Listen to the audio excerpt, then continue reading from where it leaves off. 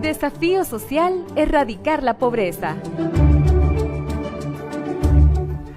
Bienvenidos a este espacio de Aprendamos en Casa. Hoy ha llegado el turno de los chicos de segundo año de bachillerato para la materia de estudios sociales. Recordarles y agradecerles también a todas las personas que están conectadas a través de las plataformas digitales y también a través de la señal de televisión de El Salvador.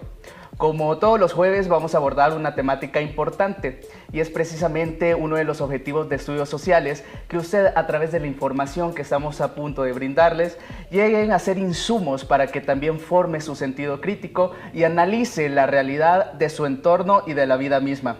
No estoy solo, sino que estoy acompañado con dos grandes profesionales y apasionados de esta materia. Bienvenida por ese lado, Candy Bautista. Hola, muchas gracias, Eduard. Estamos muy contentos de poder compartir y aprender entre nosotros también sobre temáticas muy importantes y relevantes para comprender nuestra realidad social. Excelente, bienvenida Candy. Y por este lado también tengo a Federico Paredes. Bienvenido. ¿Alguna recomendación para los chicos? Gracias, Edward. La recomendación es que nos relajemos, que vamos a hacer un refuerzo televisado sobre algunos contenidos que ustedes ya tienen en sus guías. No hay necesidad entonces de copiar como que esto es un dictado. Relájense y comencemos. Comencemos entonces. La temática que vamos a estar abordando en este día es precisamente el desafío de erradicar la pobreza y también los indicadores del desarrollo humano. Para iniciar, Candy, ¿cómo podemos definir qué es la pobreza? Bueno, algo importante es reconocer cómo se concibe de manera general la pobreza y luego cuáles son los elementos que implica entonces condiciones de pobreza. Es importante mencionar que la pobreza comúnmente es conocida como la carencia de ingresos o la falta de dinero. Por ejemplo, yo digo, no tengo pisto, soy pobre. Pero vamos a ver que la pobreza es más amplia, que involucra otras dimensiones y elementos que afectan la posibilidad de que las personas tengan una vida digna. ¿Cómo pudiéramos ejemplificar la construcción que se nos ha enseñado de pobreza, Federico? Bueno, quizás primero hay que dar algunos datos importantes. Fíjate, Edward, que Oxfam dice que aproximadamente 50% de la población mundial vive con menos de $5.5 al día. Otros de los datos que son importantes y que se derivan de este estudio es que alrededor de 735 millones de personas viven en pobreza extrema. Cuando empiezas a analizar esto, te das cuenta de que los desafíos de la erradicación de la pobreza tienen que estar en la mesa de cualquier gobierno del mundo y del nuestro también. Entonces, otras cositas. Cada 10.000 personas, cada día 10.000 personas mueren porque no pueden acceder, no pueden pagar los servicios de salud. Hay otros indicadores, ¿verdad, Candy? Así es, en el campo de la educación podríamos mencionar también que a nivel mundial hay 258 millones de niños que no asisten a la escuela. Entonces es bastante significativo porque sabemos lo que implica para el desarrollo de un país, de la sociedad, la educación. Y si nuestros niños no están yendo a la escuela, podríamos pensar en generaciones que van a tener dificultad para acceder, por ejemplo, al empleo, a un seguro de vida, pues a tener facilidades también para poder construir una vivienda, entre otros. Eso me lleva a la conclusión, Candy, Federico, que la pobreza no solamente tiene que ver con el factor dinero, sino que también hay otros factores que influyen dentro de esto. ¿Cómo pudiésemos? Correcto. Es decir, fíjate, si el indicador había sido de que $5.50 al día de ingreso te hace pobre, quiere decir de que si obtienes 6 o 7 ya no eres pobre. Aquí se ha construido entonces una manera diferente de analizar la pobreza, que es lo que llamamos el análisis multidimensional de la pobreza.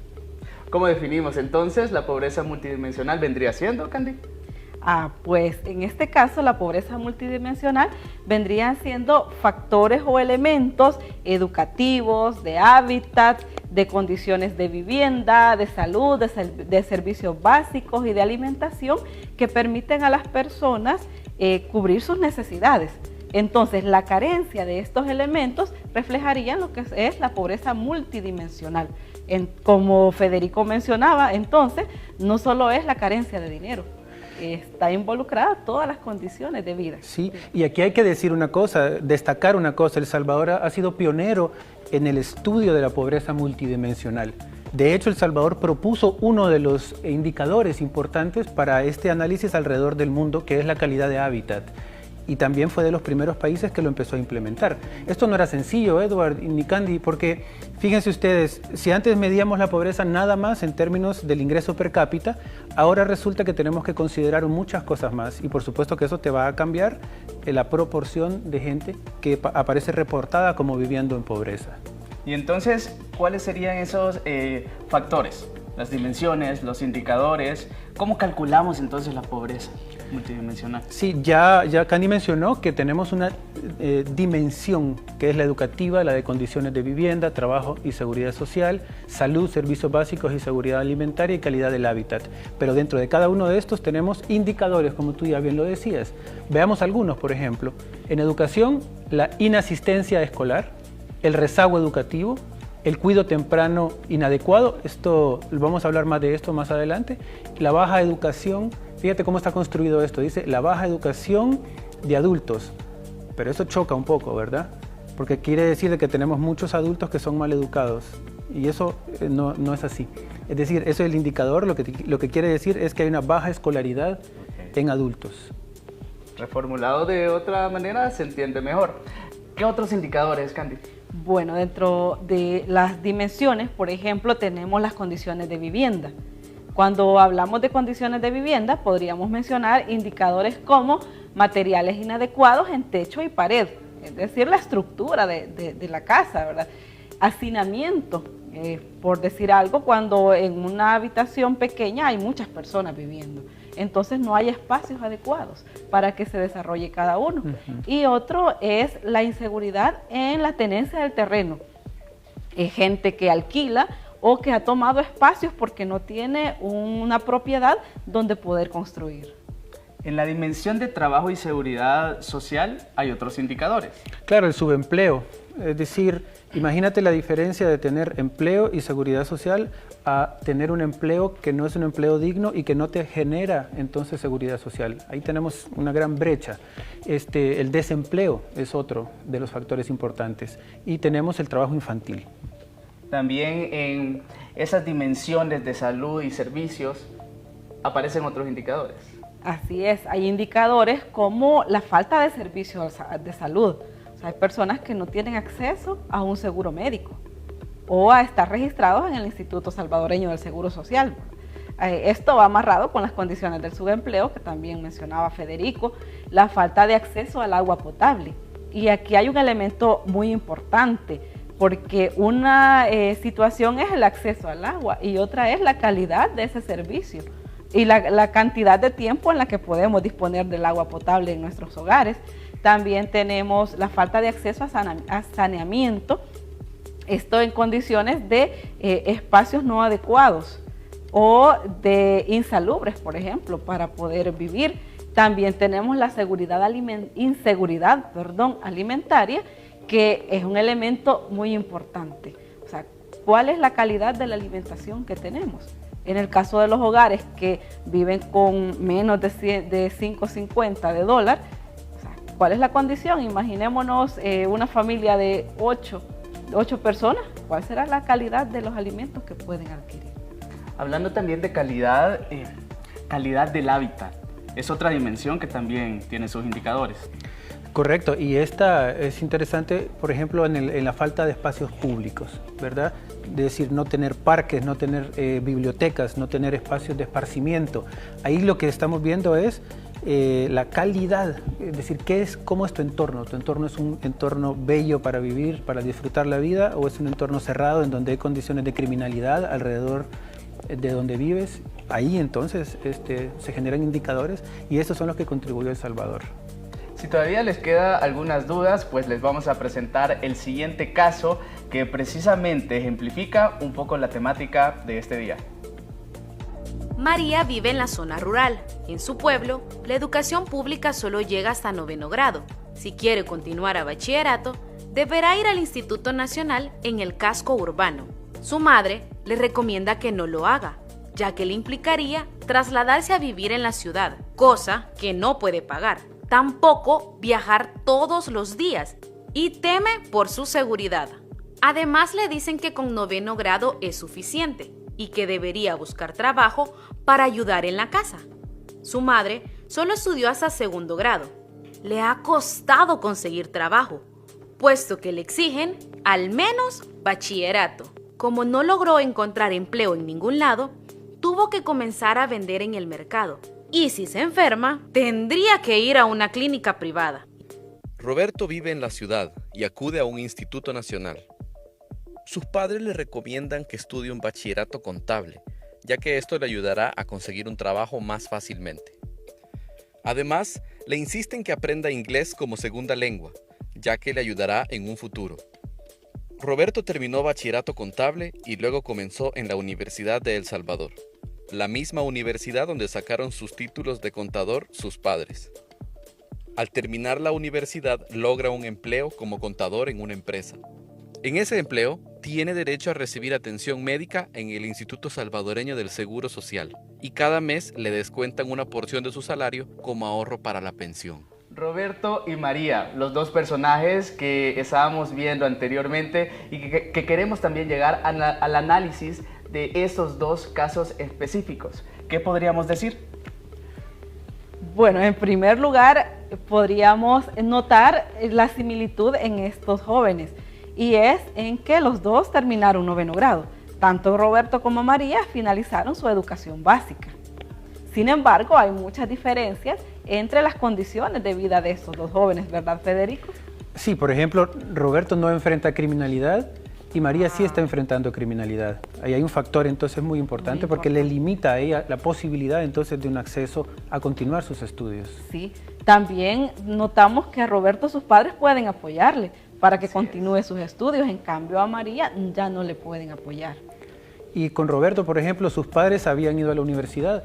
En el caso de María, sus padres tenían también una escolaridad bastante baja. Entonces aquí hay, digamos, una herencia, ¿verdad? Una herencia familiar que se va transmitiendo. Sí, por eso pudimos notar en el caso que Roberto sí estudia bachillerato, incluso le aconsejan que estudie un tipo específico, que es el contador, y en el caso de María, su madre, viendo las condiciones, le dice ya no es posible que sigas estudiando, por lo tanto ella no estudia bachillerato. Focalicemos entonces la atención en el personaje de María, conociendo ya los contextos con los que me imagino también muchos estudiantes se van a ver identificados, tanto con Roberto y María. ¿Qué podemos deducir del caso de María? Muy bien. Sería importante relacionarlo con los indicadores que tenemos de la pobreza multidimensional. Veamos entonces. Bueno, en este momento van a ver en su pantalla una lámina que contiene los indicadores de las dimensiones e indicadores de la pobreza multidimensional y lo vamos a analizar en función del caso y del personaje de María. Correcto. Veamos, por ejemplo, en el caso de educación, María reporta un rezago educativo. ¿Por qué? Porque no completó su educación media, no completó el bachillerato. Y sus padres, entonces, también han tenido una baja escolaridad previamente. Así es. También notamos que ella está expuesta a condiciones de subempleo y de inestabilidad, porque al no culminar el bachillerato, cuando ella va a buscar un trabajo, todos les piden como requisito la educación media. ¿Qué le queda a María? Aceptar lo que sea. Bueno, y tener que trabajar en la condición del salario mínimo, ¿verdad? No puede aspirar entonces a más que el salario mínimo y no va a tener condiciones de seguridad social. Así es. Eso también incide en lo que Federico mencionó sobre las condiciones de estar expuestos al crimen y delito por el entorno social en el que ella se desarrolla. Hablando también, bueno, de esos detalles, me gustaría conocer y analizar algunos datos, algunos porcentajes que también son interesantes, hablando precisamente de la pobreza multidimensional. Me gustaría que abordáramos la temática del área geográfica. ¿Cómo podemos definirlo y qué contexto también podemos decir a los estudiantes? Muy bien. Vamos a revisar en este momento la incidencia de pobreza multidimensional por área geográfica y podemos notar en este momento en nuestra pantalla una lámina en la que está reflejada esta incidencia en el área rural, urbana y nacional. Federico, si nos puede ayudar con el área rural. Claro, como vemos, Candy, 60 de cada 100 hogares en el área rural tienen indicador de pobreza multidimensional. Así es. Si lo comparamos con el área urbana, vemos que el área urbana tiene menor cantidad respecto al rural, pero eso no significa que no sea importante analizarlo. Por eso podríamos notar que en el área urbana, 23 de cada 100 hogares sufren condiciones de pobreza multidimensional. Y a nivel nacional, 35 de cada 100 hogares sufren de los indicadores de pobreza multidimensional. Eso hablando precisamente del área geográfica y haciendo también una división tanto en rural, urbano y nacional. Pero ¿qué hay si analizamos otras estadísticas, otros puntos importantes también, como el porcentaje de los hogares y también las dimensiones? Bueno, veamos en pantalla. También vamos a ver un indicador bien importante, que es de ese 35% de pobreza a nivel nacional, pobreza multidimensional, tenemos alrededor de 90% de falta de acceso a la seguridad social. Tenemos un subempleo y una inestabilidad en el trabajo que es mayor del 80%. El desempleo está rozando alrededor del 30-35%. También vemos, por ejemplo, el trabajo infantil, que está alrededor del 15%. Son datos muy interesantes y, como Federico mencionaba, recordar que este es de la población que sufre o que presenta los indicadores de pobreza multidimensional. No es de toda la población. No es del 100% de la población, sino de aquella que está bajo estas condiciones de pobreza multidimensional. Y llama mucho la atención la primera barra que estamos viendo, que es la baja educación de adultos. Esto significa que las personas adultas no tuvieron el acceso a la escolaridad, a ir a la escuela y tener un grado académico. Y algo que llama la atención es que es casi el 100% de la población. ¿Quiere decir que habría una relación entonces entre ir a la escuela y sufrir pobreza en diferentes dimensiones? Así es, porque si nosotros nos concentramos en la situación o lo que permite el acceso a la escuela, permite acceso a mejores condiciones de empleo, a mejores condiciones de salud, las cuales al verse afectados también se afectan a las generaciones de hijos y de nietos en las familias salvadoreñas. Otro indicador también que me parece interesante es la falta del acceso al agua potable, que es del 50% también de la población que está dentro de este estudio. Afecta directamente. Es bastante importante, ¿verdad? Aquí el acceso al agua, y en este país el riesgo de no tener acceso al agua y que nuestros mantos acuíferos estén contaminados es una cosa a la que hay que ponerle muchísima atención para poder, como dice nuestro tema del día de hoy, enfrentar el reto de la reducción de la pobreza. Ahora bien, Candy, hablemos a nivel departamental. ¿Cuáles son esos porcentajes? Muy bien. Vamos a ver una lámina en la que podríamos notar o podemos notar a nivel de país y departamento el porcentaje de pobreza multidimensional. Y las escalas van desde el color más fuerte, el que parece negro intenso, son aquellos departamentos que sufren mayor índice de pobreza multidimensional, y los colores más suaves o degradados son los que tienen menor índice de pobreza multidimensional. Llama la atención, si notamos en el mapa, el caso de La Paz, de Aguachapán y de La Unión. Estos tres departamentos tienen más del 51% de indicadores de pobreza. También podríamos mencionar a Morazán, que tiene el 50.4% de indicadores de pobreza multidimensional.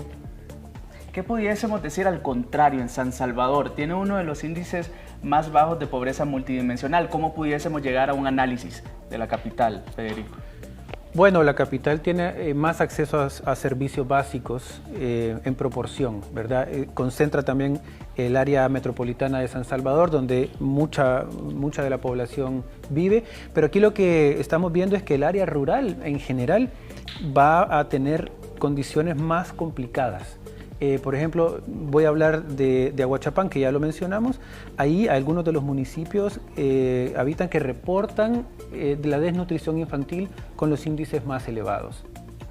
Así es, y me gustaría también, Candy, aclarar que muchas veces o en otros países se tiene el concepto de que pobreza es de acuerdo al PIB, que es si pobreza se denomina que es 5.50, es el índice de pobreza y gano 6, quiere decir que ya no estoy dentro del rango de pobreza.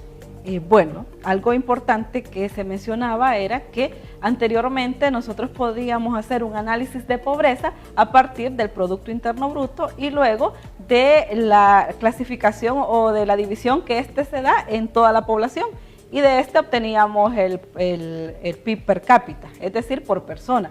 Sin embargo, aquí hay una disparidad, porque también podemos ver en las estadísticas que ha habido concentración de la pobreza. Entonces, no significa que todos tengamos el acceso a la misma cantidad de ingresos o de dinero.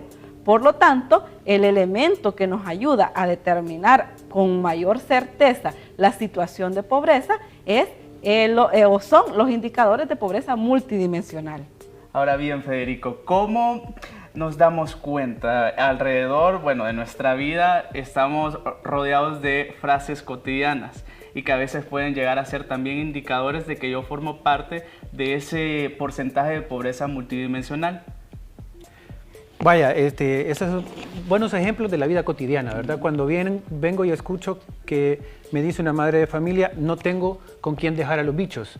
Bueno, esa frase, ¿de qué se trata y cómo la comprendemos dentro del análisis que estamos hablando de la pobreza multidimensional? Eso puede querer decir de que no existe un sistema nacional que pueda atender a la primera infancia. Y esa es ha comenzado, tenemos una nueva política de primera infancia que está comenzando a atender la necesidad de las madres y de los padres de atender desde muy pequeños a los bebés, incluso desde la concepción, ¿verdad? Quiere decir que la madre de familia y la familia entera van a tener un apoyo, deberían de tener un apoyo para atender el buen nacimiento de su hijo y de ahí para adelante. Desde el punto de vista de las condiciones de vivienda, Candy, ¿cómo podemos identificar alguna frase, algún contexto que también nos haga referencia que estamos dentro de pobreza multidimensional? Es bastante común escuchar a las personas, por ejemplo, en la época lluviosa en la que hemos estado y que hemos enfrentado como país, frases como aquí estoy con piso de tierra y pared, dice, como zaranda. ¿Qué significa eso? Significa que los materiales con los que se ha construido la infraestructura de la casa no son los adecuados o ya están demasiado deteriorados para poder enfrentar condiciones climáticas como las que recientemente hemos vivido en el país. Entonces, es importante que estas condiciones reflejan esa calidad de vivienda con la que nuestras familias pues viven y tienen que lidiar día con día. El reparar los huecos de pared, el tratar de arreglar un poco el piso. Hay otras frases como los hoyos en el techo, las láminas que necesitan reparación y que evidencian la pobreza multidimensional. ¿Y esta frase correspondería a qué indicador? Bueno, corresponde a las condiciones de vivienda. Excelente, podemos seguir hablando de muchas otras frases que también hemos escuchado. ¿Qué otras podemos evidenciar? Por ejemplo, cuando se dice el piso no alcanza, hay que apoyarse en los bichos. ¿Eso qué quiere decir? Bueno, que quiere decir que hay trabajo infantil, y el trabajo infantil también es un indicador que está asociado a trabajo y seguridad social. En el caso también, Candy, de salud, podemos hablar también algunas otras frases que nos hagan referencia a nuestro hogar o algún contexto en el cual nosotros también nos desenvolvemos. Sí, por ejemplo, la frase que se escucha que dice que ir a la clínica es un día de trabajo menos. Entonces las personas están preocupadas en poder mejorar su condición de salud, pero a la vez refleja la necesidad de poder trabajar y llevar el sustento a su familia. De seguir trabajando también para seguir percibiendo. Así es. una cantidad de dinero. Hablemos también, Federico, de la calidad del hábitat, importante también. Correcto, y además en estos tiempos que estamos viviendo que se ha reflejado bastante el hecho de que las fuertes lluvias traen la correntada. La gente dice unas cuantas lluvias y viene la correntada. Esto habla de la precariedad, de cómo están construidas muchas de las viviendas en este país y que tenemos un territorio de mucho riesgo por deslizamiento. Entonces, que necesitamos trabajar en ese aspecto. Excelente. Para ir concluyendo también esta temática, me gustaría que nos dejara una conclusión, Candy, de qué podemos hacer como ciudadanos salvadoreños también para combatir el índice también de pobreza multidimensional. ¿Algún mensaje? Bueno, es importante hacer un llamado a las autoridades pertinentes, tanto pues locales, municipales como nacionales, a generar políticas y estrategias, planes y proyectos que ayuden a mejorar las condiciones de vida de la población, ya que con ello estaremos incidiendo en el desarrollo del país y a garantizar unas condiciones de vida digna, que es uno de los elementos importantes de los derechos humanos. Aquí es donde vemos, Federico, la unión de sociedad civil y sociedad política, que lo vimos en la clase anterior, en el año anterior. Ahí se unen. Correcto, Edward, has tocado un punto importante. Fíjate que yo estaba pensando ya para cerrar en la reflexión de cómo vive un cierto porcentaje de gente que casi nunca pensamos en ella, que son los indígenas. Los indígenas, vamos a decir, ¿y qué pasa con los indígenas de la Amazonía que están no contactados? ¿Ellos son pobres o no son pobres?